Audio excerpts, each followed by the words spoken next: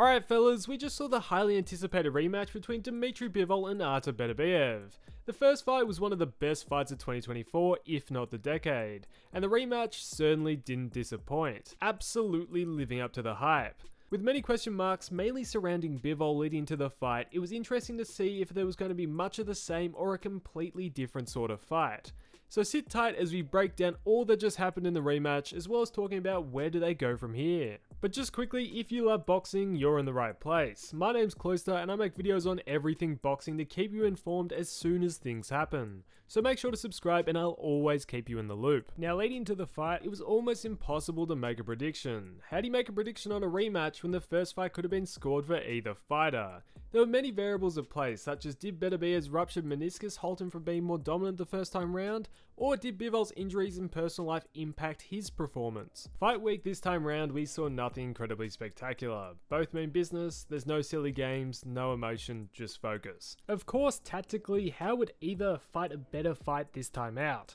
It's almost an impossible question. I tried to answer it a couple videos ago and I almost got it spot on, but we don't need to go back into what ifs, let's talk about what happened. As the bell rang, Bivol started off strong in the early rounds, establishing his jab and being more active than in the last fight. He picked up the first two rounds and Beterbiev seemed to be a little bit asleep at the wheel. Yet all that turned in the third when Beterbiev came out fast, putting the pressure on Bivol immediately. Bivol didn't have much of an answer off the bat and was a bit surprised. In the last fight, Beterbiev was starting rounds slow and finishing stronger. This time round, Beterbiev was pushing the pace at the start of each round.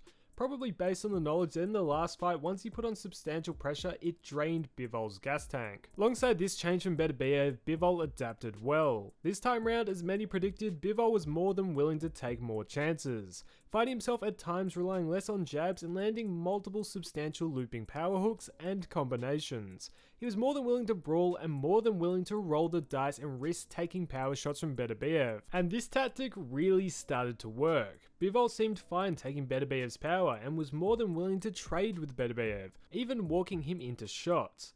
Bivol always talks in interviews about being as close to 100% as possible, and he got incredibly close to that tonight.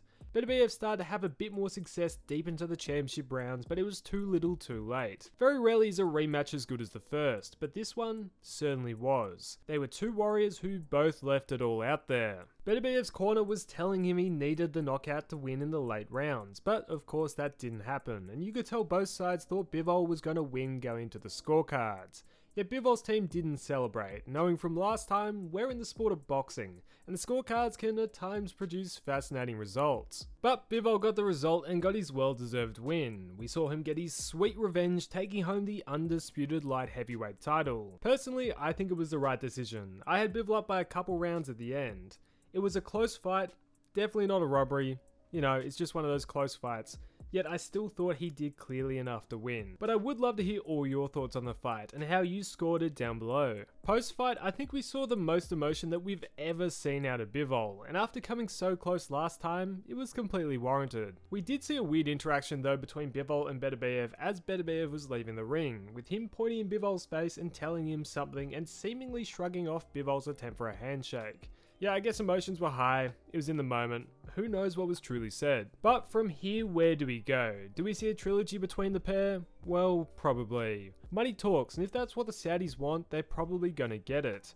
His Excellency Turki Al-Sheikh was apparently putting up 3 fingers in the ring indicating for a third match, so I wouldn't be surprised to see this next. I would expect more of a gap between this fight compared to the last, as Bivol indicated that he has injuries that he needs to heal properly. Yet this trilogy fight is the one we're probably gonna see again. From a fan's perspective, that's not a bad thing at all. If they bring the passion that they brought into the first two into the third, we could be in for another amazing matchup. However, with both, time is ticking. Beterbiev is 40 and is in the latter stages of his career.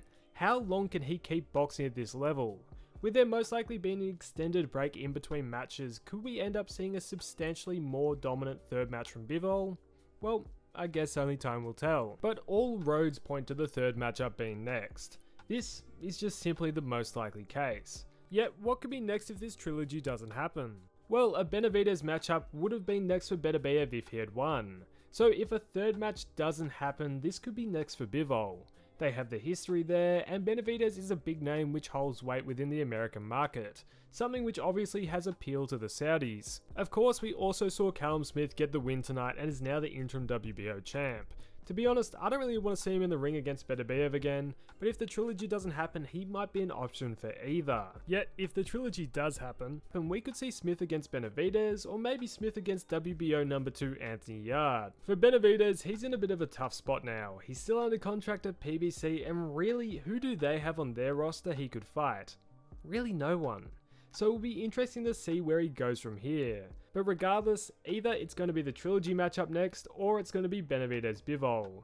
That's the only way I really see it going. For Bivol at the moment, his legacy is looking pretty good. Signature wins over Beterbiev and Canelo, he probably slides into 4th on the pound for pound rankings. For either fighter though, an additional rematch would hopefully put all the critics to bed and solidify their legacies for good. At the end of the day though, we the fans won once again. We had a solid night of boxing, watching some of the best fight each other, and we saw the crowning of another undisputed champ. It really doesn't get much better than that as a boxing fan. Bivol and Beterbiev are both generational talents. It's very rare you see two fighters this good fighting each other while they still both have it. It's very rare in boxing that this sort of thing happens, and it's great for the sport. It drives much needed attention and helps to inspire the next generation to fight the best. The rest of the card was also pretty interesting. Parker showed why once again he's the real deal. Shiraz showed why he's been ducking Janibek. Smith turned back the clock, and Padley showed us true heart in the ring. Yet in the coming days I'll break down more of these fights, so make sure to look out for those videos. For the moment, I want to hear all your thoughts on the main event, the rest of the fights, the card as a whole, any thoughts at all down below. I love reading them all. But if you did enjoy the video, please consider liking and subscribing, it does a ton to help the channel. But thanks for watching fellas, and I'll catch you in the next one.